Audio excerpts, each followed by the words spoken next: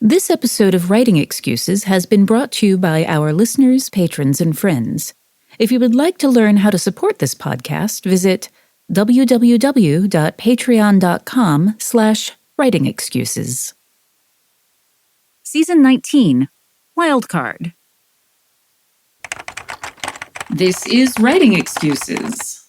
Interview with Gabriela Pereira of DIY MFA. I'm Mary Robinette. I'm Howard.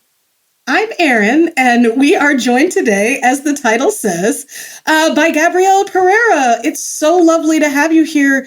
Tell everyone a little bit about yourself and how awesome you are. I am so thrilled to be here. Thank you so much for having me. I'm Gabriela Pereira, founder and instigator of DIY MFA, which is the do-it-yourself alternative to a Master of Fine Arts in Writing. And basically what we do is we help writers get the knowledge without the college. I love that. I also love the word instigator.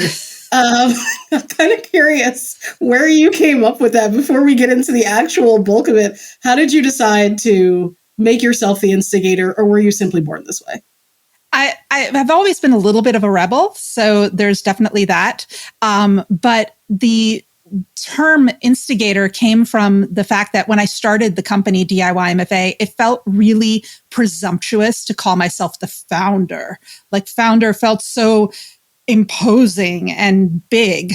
And it was just me and my cat, it was just us in a home office. And so it felt like I needed some other quirky title. And I don't know, I was thinking about all of those like startups that they have like director of happiness and, blah, blah, blah of whatever. And it just, nothing really landed until the word instigator came to mind. And then I was like, that's it. That's my title. And there's this whole, at risk of putting words in your mouth, there's this whole anti-institutional aspect to this that suggests you're not founding, you're not pouring concrete, you're organizing a heist.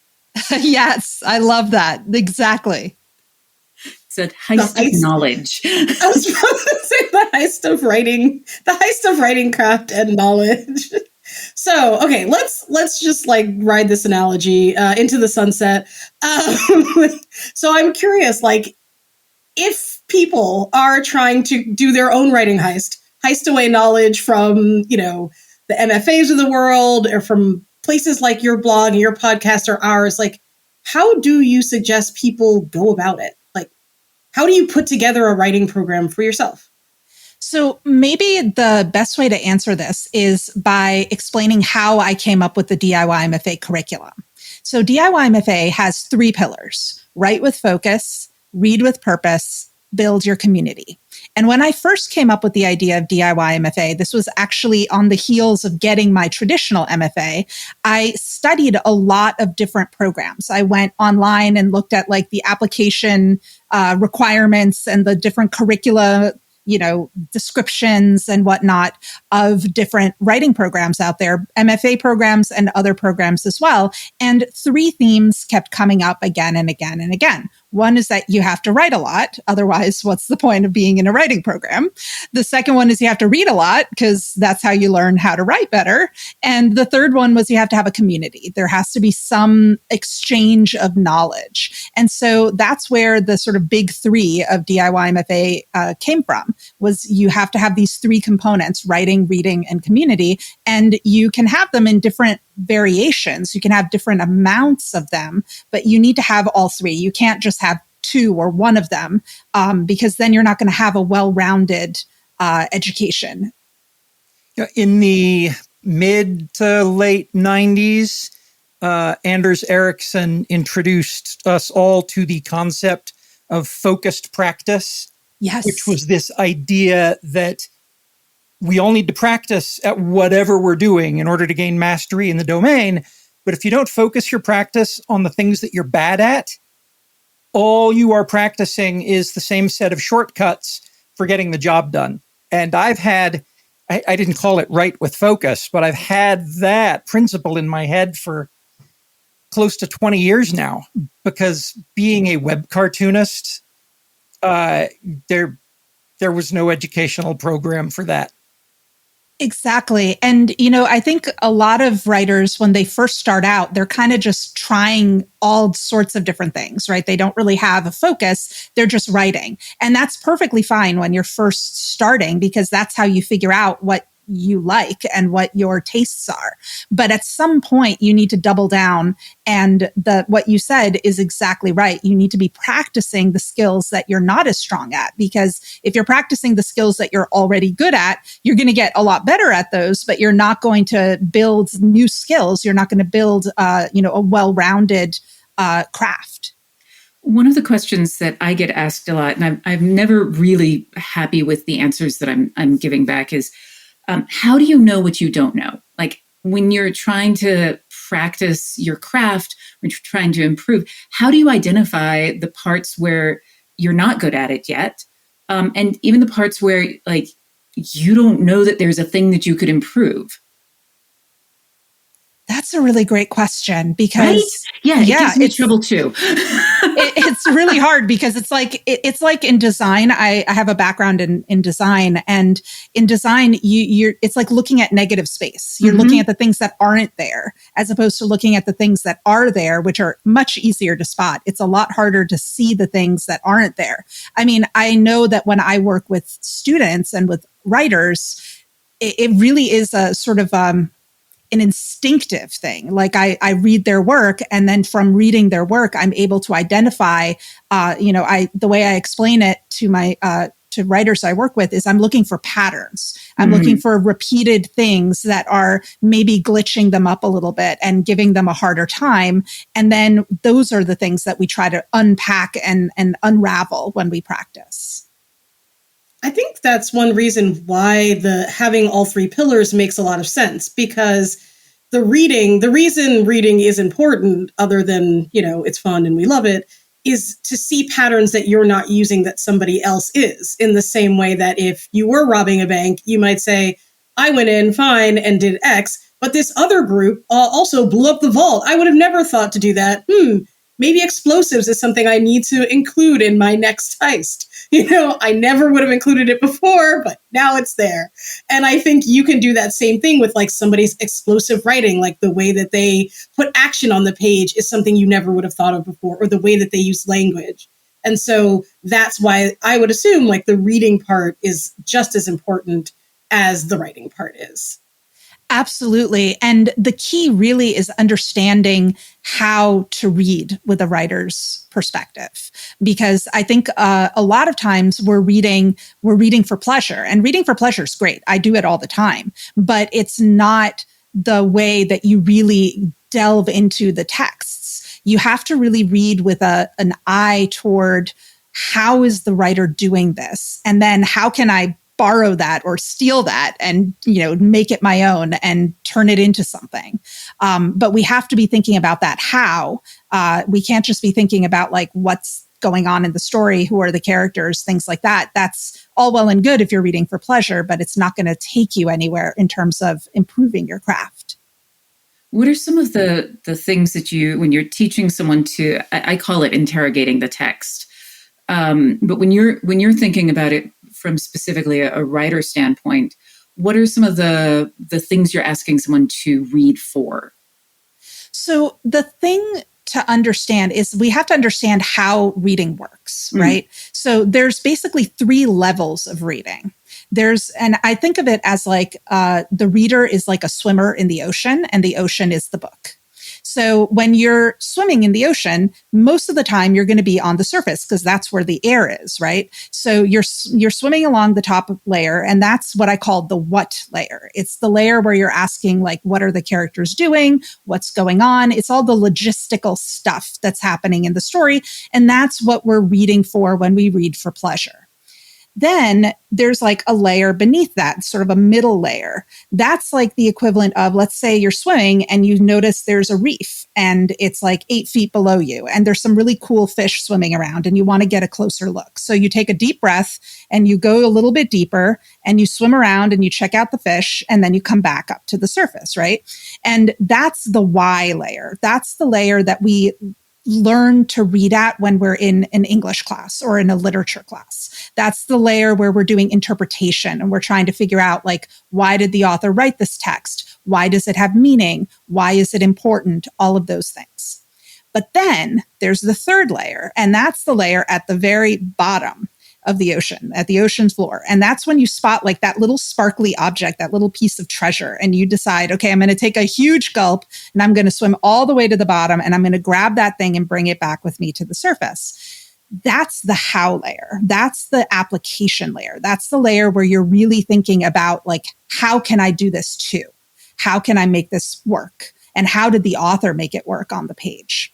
And the thing that's important to remember is that you cannot live at the how layer or even at the why layer all the time, because if you do, you're going to run out of air. So a lot of people, they think that you have to be reading at this super deep level all the time. They're going to drive themselves bonkers if they try to do that. So what you have to recognize is that most of the time, it's okay to be at the surface level and to be just kind of floating along. And then occasionally you go down, you visit the fish, and occasionally you go all the way down and you get that sparkly thing from the bottom of the ocean.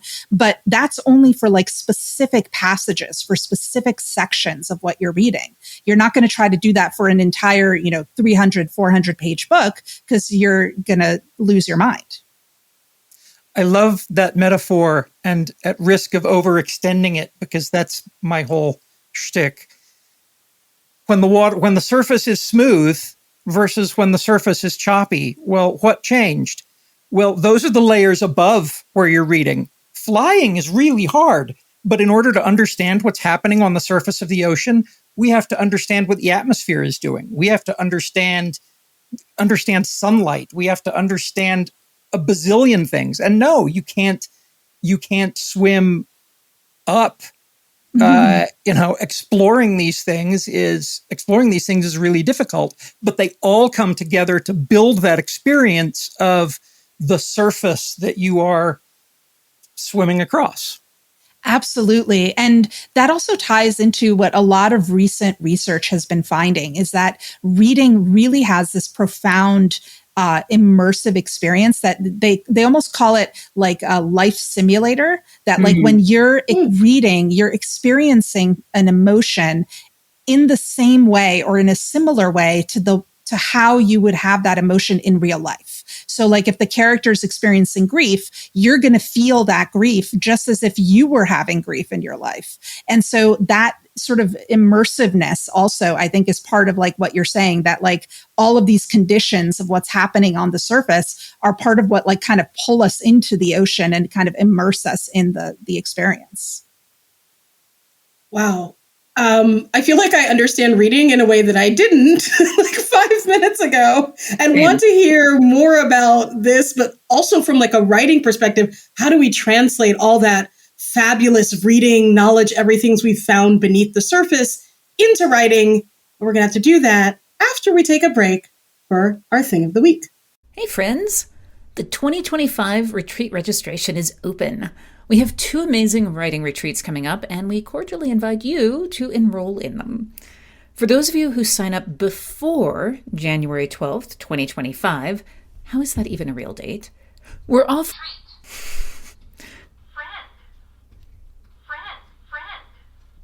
As you can probably hear my cat say, we've got a special treat for our friends. We're offering a little something special to sweeten the pot. You'll be able to join several of my fellow Writing Excuses hosts and me on a Zoom early bird meet and greet call to chit-chat, meet fellow writers, ask questions, and get even more excited about Writing Excuses retreats.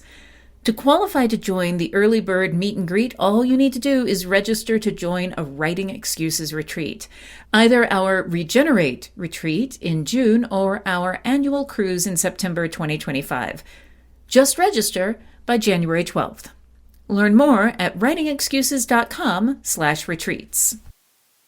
So the thing I wanted to share is the DIY MFA starter kit, which is a free starter kit that you can download. You just go to DIYMFA.com/ join, JOIN, and you can enter your email address and then you can download your starter kit. And basically what it is it's a packet of like worksheets that walk you through those three components, the writing, the reading, and the community. And they're sort of like the intro level material for each of those three areas. So we talk about in the writing, how to be more productive and how to track your writing habits. In the reading, we talk about how to write your own reading list. Instead of having a professor give you the reading list the way it would at school, you figure out how to have your own reading list and develop your own. And then in the community piece, we talk about how to build that sort of well-rounded community of people around you, that circle of trust. So that's my thing of the week. Okay, so we have just been swimming in the ocean, reading, grabbing things, sparkly things, seeing fish. How do we then take that pillar, reading, and translate it into writing?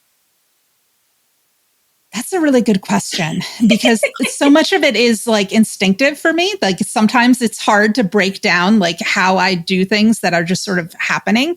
But I think the thing with writing is that it's all about focused practice. So I think writing prompts and exercises don't get enough love. I think that, it's really important to give yourself room to practice. And when I say practice, I mean practicing in a way that there isn't a performance involved. There isn't that expectation of you're going to be showing this work to anybody or that anyone else is going to see the performance. Because sometimes, you do writing prompts in a writing class and then everybody reads their work out loud. There's that expectation, like you're sort of worried, like, oh, are they going to like what I wrote? And that whole thing. And it can be kind of nerve-wracking. But practicing in sort of this private space where you can make mistakes and you can try really wacky things and you could try something and it could totally fail.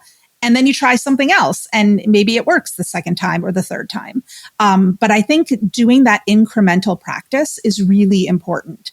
And I would say if a writer is going to start practicing any component, the thing to really start with is the character, because the characters are the heart and soul of the story. So I would practice exercises that really put the character at the center of the exercise. Well, I think the other thing about the character, because, when you get to hard mode, there's definitely stories that don't have characters. But the thing about character is that it is I believe in focus practice as well and putting the exercises on easy level and picking a character who is aligned with you and your experiences allows you to mine those and figure out how those tools work before you start reaching for characters that have a different lived experience, like because they're on Mars or something that you could never experience. And then you can start getting progressing in the same way that if you are picking up the violin, you don't just start playing Rachmaninoff, you start with etudes, or actually you just start with trying to make a decent note on an open string. And I think that's another very practical reason to start with character, because it is one of the most accessible parts of the writing toolbox. One of the rules that I come back to over and over and over again is for your practice to truly be focused, you need to not be getting paid for it. Because the moment you are doing a thing for pay, there are other requirements beyond learn from this. And one of the requirements is don't fail at it. It has to be good enough to work, which leads us in many cases to take some of the same shortcuts or long cuts, the end runs around the difficult things that we just need to do over and over and fail at. When I created Schlock Mercenary, I didn't really know how to draw. Spoiler warning, that's, and then I started releasing it immediately on the internet every day. There was not a whole lot of time to practice. And if I had it to do over again, I would not do it over again because it's my life and I want to have lived it the way I lived it. But the advice I would give is don't do it that way, because there were mistakes that I continued to make for a decade or more. I remember talking to a friend of mine, Lara D'Souza, I saying, my hand hurts. I can only draw for so long. And he said, well, draw for me. And so I started drawing, and he immediately said, stop, you're gripping too tightly and you're pushing too hard. Do you do that all the time? Yes. Okay. And he gave me a new pen, and it was a brush pen, and said, try this out. I said, oh, I've tried those before. I can't use those. Yes. When the student is ready, the master shall appear. Try this. Draw some things with this. Don't draw it for anyone else. Just make lines and learn to use it. And that 15 minutes I spent with Lar literally changed my art style and saved my hand. It's huge. This actually, I love that, and actually makes me though think of a question, which is like, luckily you had someone who was sort of telling you this is the tool that you need. If you're trying to do this focused writing and you're trying to find exercises, obviously writing excuses will give you many, and DIY MFA will give you even more. But like, I'm wondering, like, people can feel overwhelmed by the number of exercises and the number of practices. So like, how do you actually like advise people to figure out which thing to do next so that you're not just sitting there with like 20 exercises in front of you and no idea where to start? So I think of it as like there's sort of a hierarchy. I think character is the entry point, because the character, like Mary Robinette mentioned earlier, is sort of the accessible, it's sort of the universal component that is the most accessible to us as readers and as writers. And then from there, I would focus on things that have to do with the narration. So things like once you figured out how to make characters and mold them and how to shape them and how to work out their relationships with each other and things like that, then I would focus on things like the voice and the point of view. And there, are many different exercises that you can do that sort of help you home in on specific elements of the voice and point of view. And then from there, I would focus on plot and story structure. And so like plot and story structure type of exercises. So that's kind of like the hierarchy that I would take. I would sort of work my way through exercises in that order, but then again, use them as needed. Like if you already feel pretty confident with character, then you don't necessarily need to work on that. You can work on the next level up and sort of think of it that way. So I still do writing exercises. And my career is going pretty well. But I will still do isolated writing exercises that are not connected with me trying to write a book or a short story. And I do it because it helps me identify where I'm struggling. One of the things I've been thinking about, how to figure out where to focus your practice. And sometimes one of the things is like when I feel myself slowing down a lot, that's a sign that my brain is having to work really hard at something. And I don't necessarily stop, but I do make a note that, oh, okay. And sometimes I slow down enough that I'm like, oh, okay, I am stopping. What am I struggling with here? And when I'm just practicing, sometimes I will go and I'll do an exercise. It's like, oh, well, the problem that you're having right now is you have no idea what your character's motivation is. So let's pull out a motivation worksheet and let's go through that and see what we can come up with. The other thing that I have found when I am trying to figure out, like in my own writing journey, is that if I can explain it to someone else, I probably actually have a pretty good handle on it. And it may just be that I just need to practice it more, but I understand it, even if I'm still in the process of internalizing it. So something that occurs to me, going back to that earlier question I have asked about how do you know what you don't know, and how do you focus your writing practice?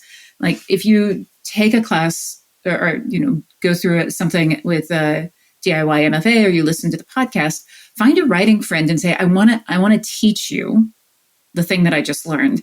And if you get into it and you're like, boy, I know all of these words and I don't actually know what any of them mean, this is an area that you probably need more work.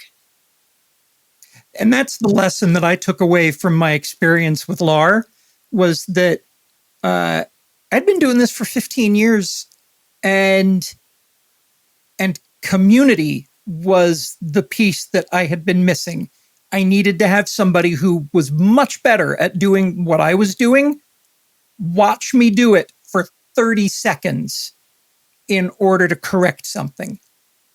You just reminded me, this is an analogy that I love, and I want to share it to reassure people. So I was at a Sesame Street workshop, and Marty Robinson, Mr. Snuffleupagus, was showing us this monitor technique, and it was an exercise, and all we had to do was slide the puppet into the frame and have it focus straight at the camera, and we had to hit center frame, which sounds easy. It is not, because the puppet does not exist until it comes into the frame when you're doing video puppetry, which means that all of the tiny nuances are different every single time you come in. And he was watching us get frustrated, and he said, hang on, let me show you. And he comes in and he's like, spot on, a little off. And he was doing it over and over again. He said it's an exercise that he still does. And what he said was, I am making all of the mistakes you make, but I am just correcting them sooner. And that's the thing that I realized with my writing, is that I'm still making the same kind of mistakes. It's like, oh, here's the urge to add this character. I'm like, yeah, and that character is going to cause a story bloat of epic proportions. But I can see it as I put the character down, but the impulse to put that character is still there. So, when you are learning these things, don't beat yourself up because you're not good at it immediately. It takes iterations to get there. Yeah, I think it's also, I love that. And I love seeing how people teach subjects just generally. I think is a great way to learn, like, just how much there is in any subject that might take you years to get to. I recently watched old videos of Stephen Sondheim listening to people singing his songs and then correcting them, which singing a Sondheim song in front of Sondheim, like how they even got through it, I do not know. But like, he would listen and they'd be like, oh, it's this thing. And in seeing the way that he approached it, even though it's music and not writing, I think it's nice to think about like it's like if you're diving through that ocean and you don't understand why the fish is that color or why that sparkly thing on the bottom is as sparkly as it is, it can be really frustrating. And seeing it happen to someone in a completely different subject can sometimes make you feel like this is a common human experience. I am not a failure at writing or reading. It's just that things take time.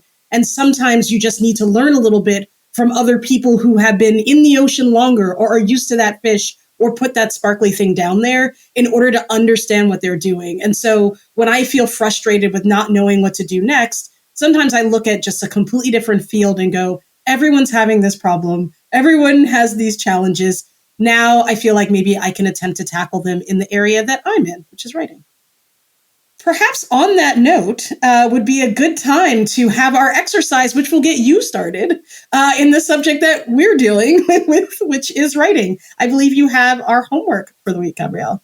Yes. So this exercise is sort of an exercise in observation, in observing your own habits. So at DIY MFA, we talk about our writing time, like our creative time, as being like a pie. And the pie has 3 slices in it.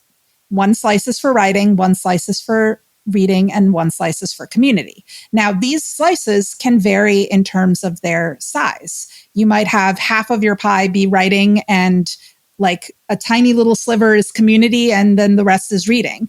Or it might be perfectly in thirds, so however you want to do it.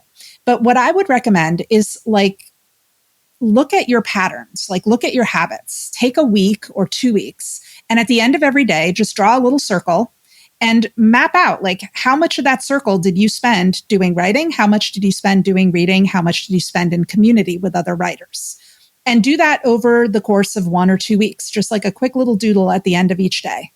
And you'll start to see patterns emerge. You'll start to notice that certain pieces of your pie maybe are non-existent or very, very small. You may notice that certain pieces of your pie are overshadowing other ones. And again, I want to stress that there's no like right or wrong balance to the pie. It's about finding the balance that's right for you. Like, for example, for me, my best balance is about half of the pie being for writing and then the other half divided evenly between community and reading. That's my personal typical balance. Now, when I go to a writing conference or a writing retreat, community might be 90% of the pie. And then that last little 10% is the writing and the reading. And so, the pie also varies depending on what else is happening in your life. But the best way to gauge how your behaviors already exist, like you kind of need to get a sense for yourself in your natural ecosystem. Like, how do you behave in your natural ecosystem? And that's what this exercise does. You just do a little doodle at the end of every day for about 1 or 2 weeks, and then just observe what some of those patterns are and what's coming up for you. That is a great exercise that I need to do myself, I think. Thank you so much for joining us. Thank you so much. This has been Writing Excuses. You're out of excuses. Now go write. Have you ever wanted to ask one of the Writing Excuses hosts for very specific, very you-focused help? There's an offering on the Writing Excuses Patreon that will let you do exactly that. The private instruction tier includes everything from the lower tiers, plus a quarterly one-on-one Zoom meeting with a host of your choice. You might choose, for example, to work with me on your humorous prose, engage Dongwan's expertise on your world building, or study with Aaron to level up your game writing. Visit patreon.com/writing excuses for more details. Writing Excuses has been brought to you by our listeners, patrons, and friends. Your hosts for this episode of Writing Excuses were Mary Robinette Kowal, Howard Taylor, and Aaron Roberts, with special guest Gabriela Pereira. This episode was engineered by Marshall Carr Jr., mastered by Alex Jackson, and produced by Emma Reynolds. For more information, visit writingexcuses.com.